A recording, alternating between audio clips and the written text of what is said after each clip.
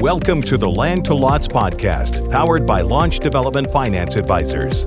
And now your host, Carter Froelich. Hello, everybody, and welcome to the next edition of the Land to Lots podcast. My name is Carter Froelich, and as always, it's great to be before you here again today. And today I'm going to try to get through the fourth and final episode of the management portion of the launch sequence.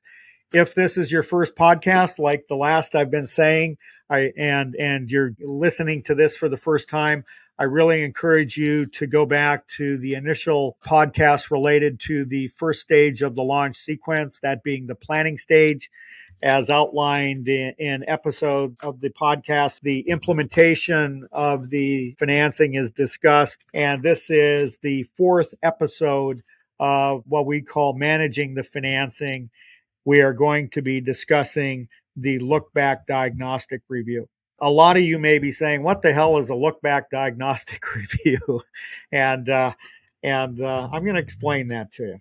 Because we have been involved in transactions in some instances for over 30 years, and because we were involved in the planning of these financings, in the development agreements, in the special district agreements, in the financing agreements, in the issuance of bonds, in the establishment of reimbursement agreements, in the determination of impact fee credits, we are a huge repository and knowledge base of all the various reimbursement mechanisms that are going to be flowing back to a developer through a specific project and all of the agreements related to that specific project. During the build-up to the Great Recession, when builders and developers were running as fast as they could to put lots on the ground, we would go and we would talk to project managers and we'd say, hey, Harry, hey, Sally, the city owes you $2 million for that line extension. Should we go ask them for that money right now because that has been completed and we should go ask them for that money? Oh, no. Don't go asking for the money because they're just going to get pissed off and then they're going to slow roll my plans. We'll just go get it later. Okay. So they kept on, this is an oversimplification, but this is kind of what we heard. So anyway, when the Great Recession finally hit and Harry and Sally were laid off and the builders and the industry just came to a grinding halt, a lot of the builders had laid off or the developers had laid off people. We still were around and had knowledges of the transaction. So we would go to the VP of Land or the president or the CFO, whatever the case may be, and we would say, hey guys, that line that we put in 2 years ago, the city owes us $2 million on that and it's complete. Would you like us to go get that money? And the response was, hell yeah, go get that money. And what other money is out there? And we said, well, here's what we have related to this project, but, we're not involved in all of your projects around the state, around the jurisdiction. We're just involved in the ones that have districts. So what we set up for our clients was what we called the look-back diagnostic review. The look-back diagnostic is a unique process that we had developed to make sure that our clients are being fully reimbursed for every piece of eligible infrastructure on every agreement that they have related to every project they have or have had. And me being a CPA and a number of our colleagues at launch being certified public accountants and auditors in particular, and having a number of contract administrators on our staff and developers, it was really easy for us to go into the historical record of the projects, of the agreements, of the accounting records, and find out, number one, what are the reimbursements we should have received for each one of these projects? What are the reimbursements we received? And what is the remainder? And who do we need to go talk to get paid back? And this includes everything from, special districts, making sure that we've got every nickel repaid to us where appropriate.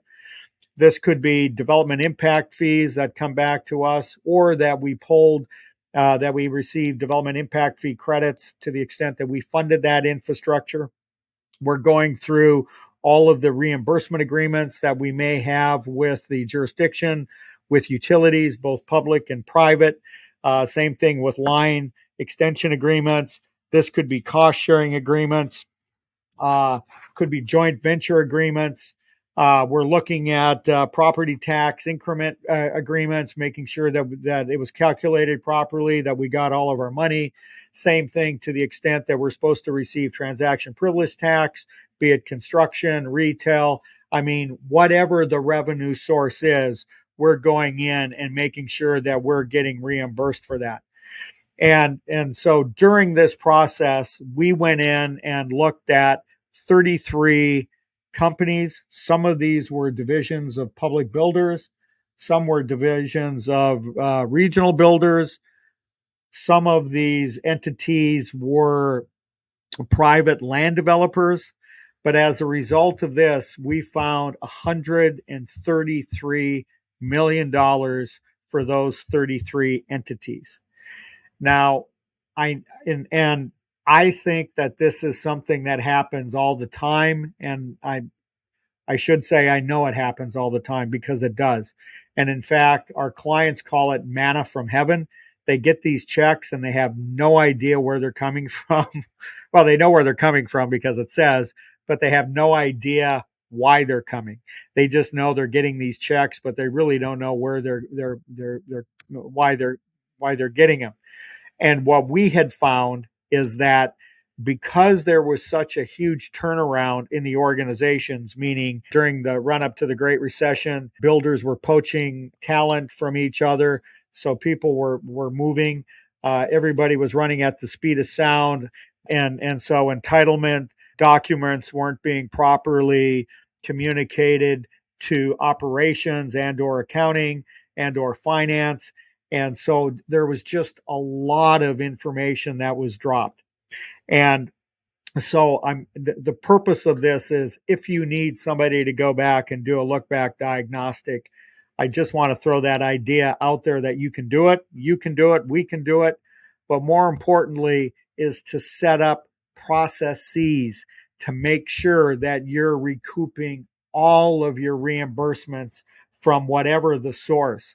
And here again, while we use the launch reimbursement system or the LRS primarily for special districts, being CFDs in California, Arizona, Hawaii, PIDs in Texas, MUDs in Texas, CDDs, METs, metro districts, whatever it is, you have a process, have a system to track this and make sure that if there is a loss of personnel, either due to layoffs or attrition, or these people move on to other opportunities, that the organization has institutionalized the process to retain all of that knowledge and to on a regular basis go back and make sure that you're not leaving cash on the table, that you're taking all the money off the table, that you've gone through the couch cushions and make sure that there aren't any dimes or pennies, because those dimes and pennies work up to be dollars, which are hundreds of dollars, which are thousands of dollars, which are millions. And actually, you know, we all know that we're talking in terms of hundreds of thousands or millions of dollars. And it's important to always have that rigor and that discipline to make sure that we're cleaning off the table and receiving all of the reimbursements that we are due. The last item I'd like to talk about, and while we typically don't advertise this very often, but oftentimes we will set up a special purpose taxing district for our clients, and either the jurisdiction in which the project in the district is located does not have experience in administering the district, or this may be a developer controlled district. They look to somebody and say, hey, we don't know anything about public meeting law. We don't know anything about, taking minutes. We don't know anything about preparing a budget. We don't know anything about how to get the tax rate to the county assessor or to the treasurer to make sure that we're levying our ad valorem tax, or we don't know how to bill these special assessments. Can you help us? And the answer is yes, we can help you with that. Now, typically, we only work for developer districts where the developer is in control. But we do this because, we want to be a hero to the development industry. And if we form one of these districts and nobody's there to run it, well, what good have we done? So we have said in certain instances, we will manage the district for our clients, and to make sure that we're able to issue bonds and make sure that the taxes get on the tax rolls, or on the assessments get on the lots, and those payments are received. The money goes to the trustees to pay the bondholders back for the bonds that had been issued. Now, the list of services that we will typically get into for our client will be: once the district has been established, we will work with the board. Typically, it's private members that have been appointed by a jurisdiction ex officio, or it could be landowners within the boundaries of the district, typically the developers. But we will work to approve a president, a secretary, the various titles of the board that are required pursuant to the enabling legislation. We will work with our clients or with the district to prepare an annual budget in relation to what type of infrastructure will be financed, what taxes and or assessments have to be laid down and collected, what the debt service payments are, what infrastructure will be acquired, what the operations and maintenance of the district administration function will be, et cetera, et cetera, et cetera. We help our clients with the noticing of the public meetings. We help and we prepare the agenda packages and post those to a website. Obviously, we're setting up a website for the district and administering that website that has all of the requirements that you would typically see on any other type of jurisdictional website. Budgets, contact information, etc. Meeting notifications. We'll have meetings minutes. In some instances, we are recording those and posting those to the web. But whatever the requirement is for the specific jurisdiction and the specific state and the specific district, we're making sure that that gets done. It's just like any other municipality.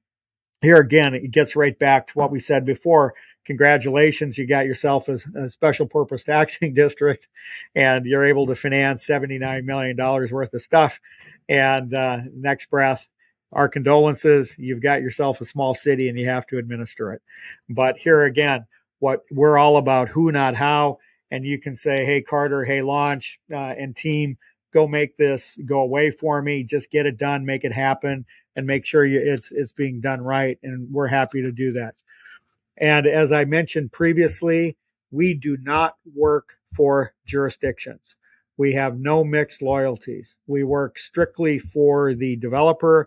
And that's why I say that when we are establishing these districts, we have a separate organization that or entity that manages districts.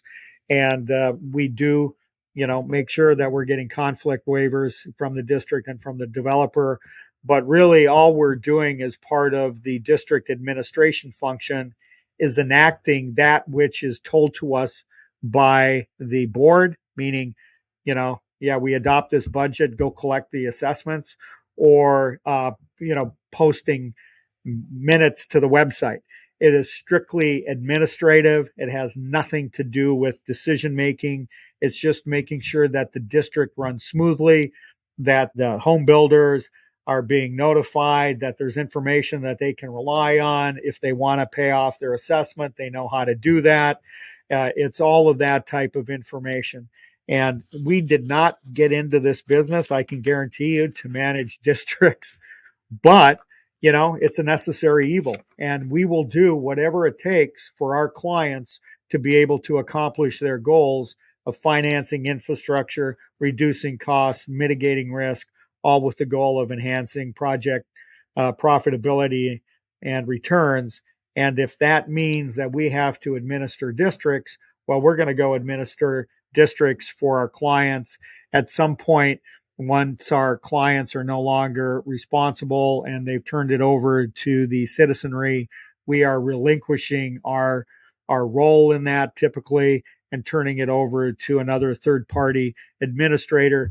But we think that because we have such deep knowledge of the district, because we, in working through the launch sequence, planned the district, we implemented the plan through the various legal agreements, be them pre-annexation and development agreements, be them development agreements, be them reimbursement agreements and acquisition agreements, district financing agreements.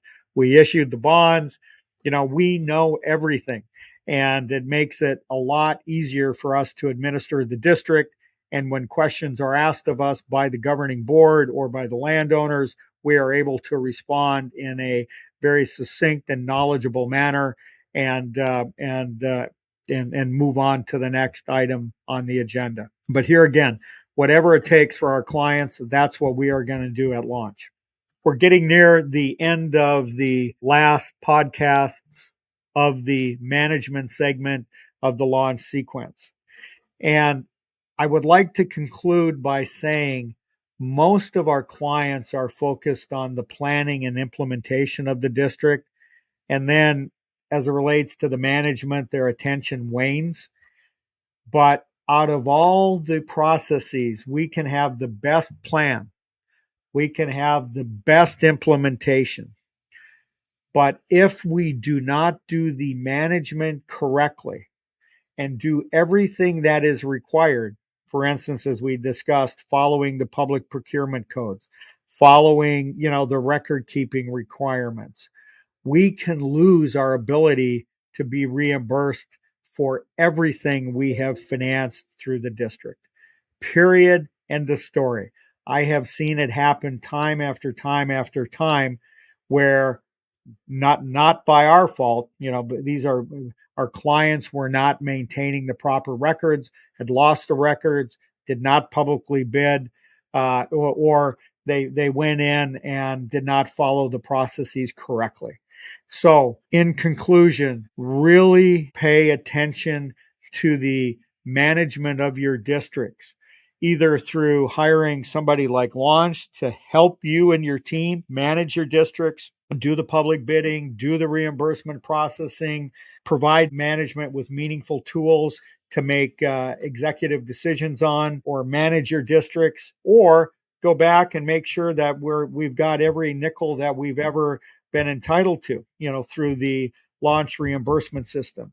But this is where the rubber hits the road.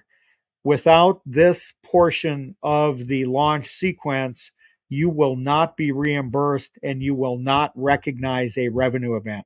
That is how critical it is. So please do not lose focus and attention as it relates to dotting your I's and crossing your T's for all the various documents that were discussed during our planning and implementation, bond issuance, and statutory requirements based upon your district operating agreements and the state enabling legislation. That concludes the fourth and final episode of the management segment of the launch sequence. I encourage you to go back to the earlier episodes where we talk about the planning of a transaction, in episodes of the Land to Lots podcast 36, 37, and 38, the implementation of the financing through episodes 42 and 43, and then the final portion of the launch sequence being the management component through this and the last three podcasts. There's a lot of information here. Should you have any questions, please reach out to me. I'll make sure that our reimbursement team and other team members are available for calls. I'll be on the call, but anything that we can do to be a service to help you accelerate cash into your pro forma, don't be bashful. Give us a call. I hope you've enjoyed this episode of the Land to Lots podcast. If you found it helpful, please share it with other members of your team and subscribe to the Land to Lots podcast wherever you get your podcast. Have a great day. Bye.